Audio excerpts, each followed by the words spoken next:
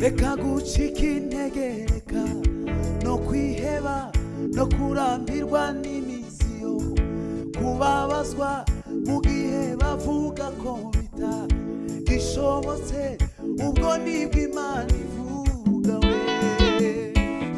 Reka gucika intege, reka no kwiheba no kurambirwa n'iminsi yo kubabazwa mu gihe bavuga ko bitagishobotse, ubwo nibwo Imana ivuga we.